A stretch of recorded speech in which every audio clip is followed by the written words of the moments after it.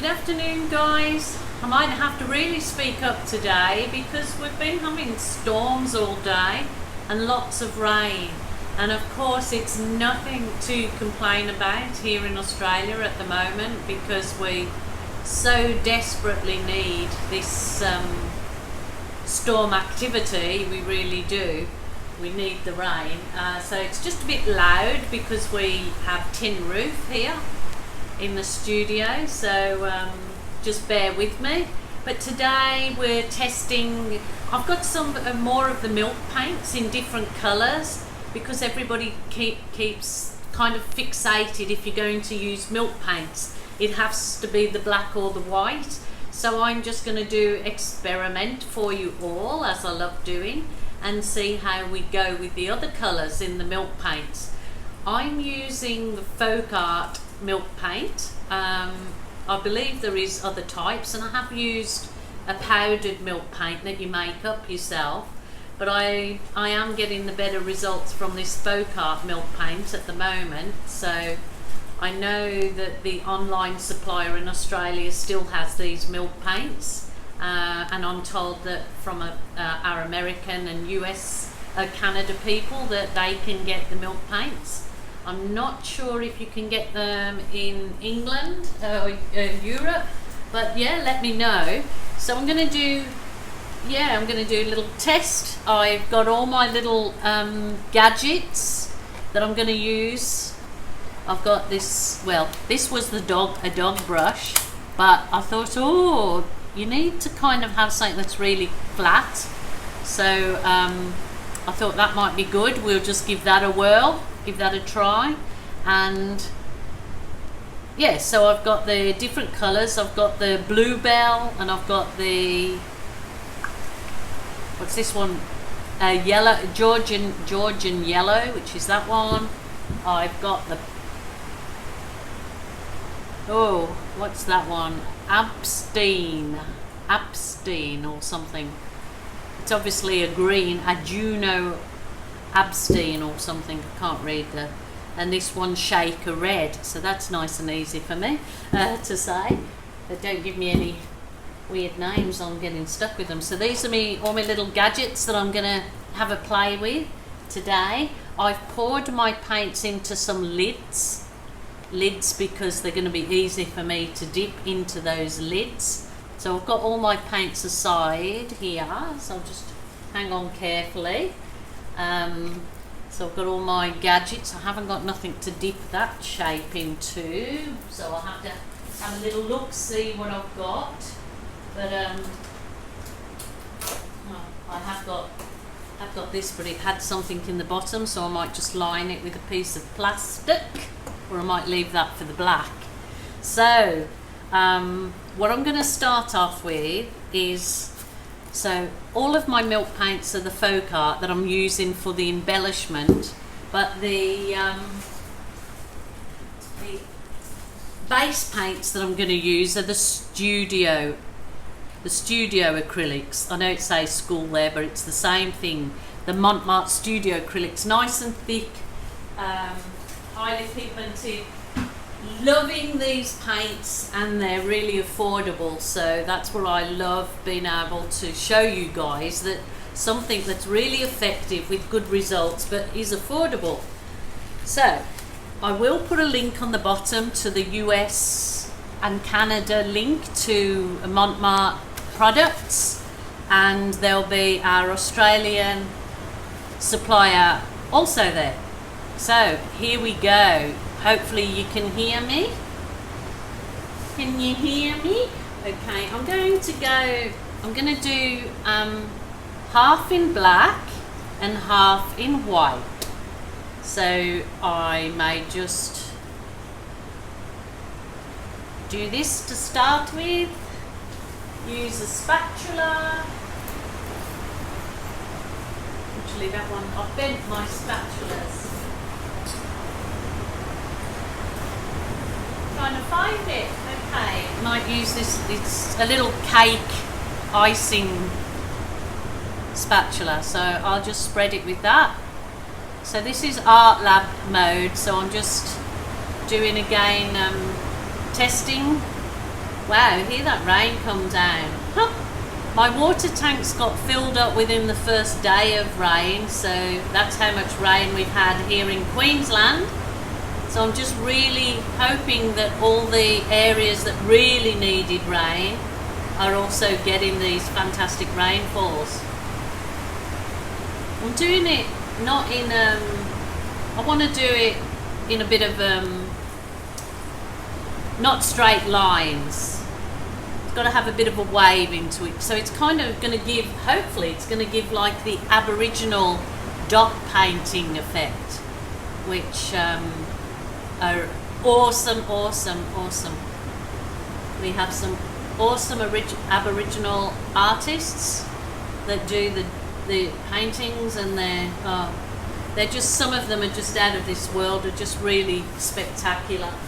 So that was the white studio acrylics. Now this black, I did add some dark blue and green to it, because black can be quite dull and bland, so I like adding dark blue and green, or vice versa. Start off with navy, and oh, look what I've done, I've got cells. That doesn't matter, it all goes with the effect. So I'm going to just,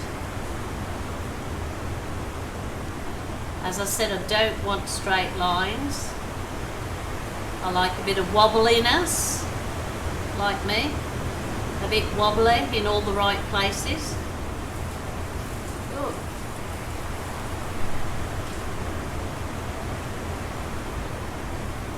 So if you're in England and Europe at the moment and listening to this, obviously nothing will sound different, because you have so much rain over there that this won't be affecting you, because you're just used to hearing this sound of the water, the rain, which is a good sound for us here in Australia at the moment, considering the weather we've gone through recently. So, okay, we're on our way. We're on our way. So that's the base coat done for the base of this particular pour. So you have to have just a little bit of paint on there, so your milk paint will really show up in this. So exciting. Okay, so these little brushes, I think they're little men's hair brushes, comb through the hair. They can be found in chemist shops or just discount stores. They have them, but they've got all the little dots equal on the bottom, so they're perfect for what I'm going to try and achieve. So I'm going to go the yellow one, I'm going to go through the black. So I'm just trying to smudge it off in between each, or every second dip, to just see. Oh, that's actually good going into the white too. Wow. See, because I've only previously used the black and the white in these milk paints, but there's so many other colours, and they come out equally, obviously equally as gorgeous on these bases. They just add for a different abstract. Look at that. Wow, it's just something a bit different, isn't it? It's, you know, we've all liked the bit different, so I'm really excited to use this deep red. So this is the milk paint again. Here we go, and I'm going to use it in the white.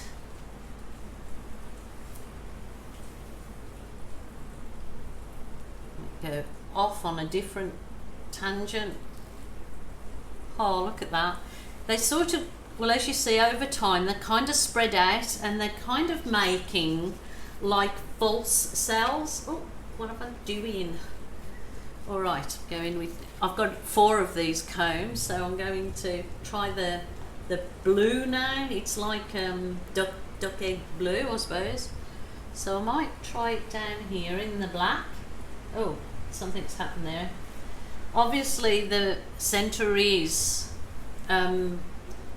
bent in, so yeah, I'm not sure, but I might get a whole different look, won't I? I'll just get in the outside rings, which actually is turned, it's just something different to add to this particular piece of art. So I'm going to go,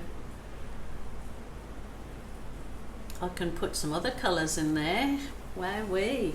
So that's the blue. Where am I now? So I'm going to go the green. See how I go with the green in here. Again, what this is bent. It's sort of in, so you can't get the inside unless I press really hard on the canvas. But I'm quite liking these circles that I've created, so I'm going to just go with it. Go with the flow, Joe. Wow.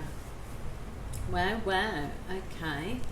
So, where am I now? I'm going to, I might try I'll try some white in the black, which we all know because we have tried the white before. What should I use for my white? I might go, should I try one edge of that? I might just try one edge of this particular brush, which was a dog brush. Oh, look at that. Oh, I like that. Oh, it's giving lots of worms. Look at the worms. Oh, wow, there you go. All these different effects I'm just putting on this canvas, but it can give you a multitude of ideas of what to do and use these effects for. But look at those. Oh my gosh. Wow. I like it. I like it. Pretty cool, hey? Pretty cool. I don't know if you can see that. They just look like bugs, like caterpillars or something. So, wow. What fantastic effects. All from these little gadgets. So I might try that one. I have to wipe that white off. I might try in the white. I might go, what colour shall I try in the white with the little gadget? Okay, I'll try the red. See what I can get with that. See if I can get some wormies. Worms. Look at the worms. Oh my goodness. Could do that as rainfall. What wonderful effects when you just open your mind up to just trying different things. I think it's so wonderful pastime. The cheapest therapy. Wow, I like it. I want to add a bit of black in there too, to that white. I've run out of lids, can you believe? Oh my goodness, search for a lid. Okay, I've got one. I'll pour some black onto the lid. Let's see how we go with the black wormies. See, there's no silicone in that, and you know, these people that, so many people love the chameleon effect.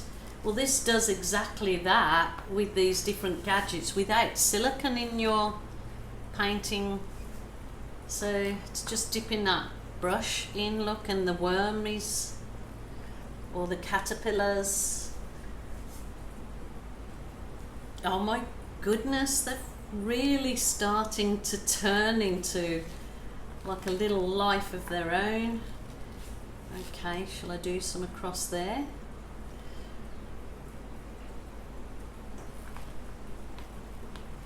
Okay, let's give this a go. So much fun can be had. Just trying different tools, trying different things. Well, that gives a really good effect. I really do like that. That's very cool. Very cool. Okay. Let's try and make this look like, well, abstract doesn't have to look like anything, does it? It is just a stunner. I'm going to try that red in my black. See how we go with the red in there. So what happens when you go over something that you've already pressed in? It kind of begins to look like a 3D effect. Gives you a really cool effect on others that I've done.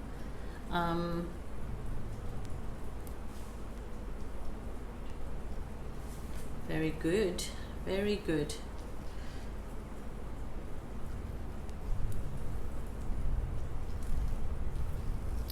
Try some of that yellow in the white. But yeah, I hope this has just given you food for thought of all the things that you can try, and you might think of a completely different use, but you've seen it here. And then so please let us know if your thoughts are on a different use, or how you can use it to create something completely random. But I actually like the difference, the circles. I like the wormies. I might go, I'll try some of the circles.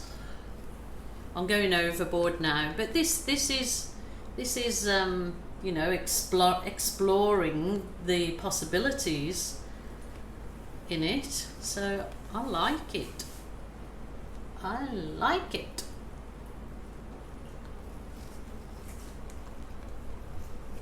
Okay, I might try a bit more of the yellow down here. Oh, look at when you put this over the top of those other caterpillars, they look like they're in a cage behind it. What a cool effect. That's so good. Oh, and these are just developing now into a whole life of their own. Well, that was so much fun. I could really go to town on that, but I do want to leave a little bit of, I just want to leave it to develop. But I'll give you a close-up to that, and obviously you're going to let me know what you think. But it's just one of those random things that's what abstract is all about. And we've got some fluid art underneath it,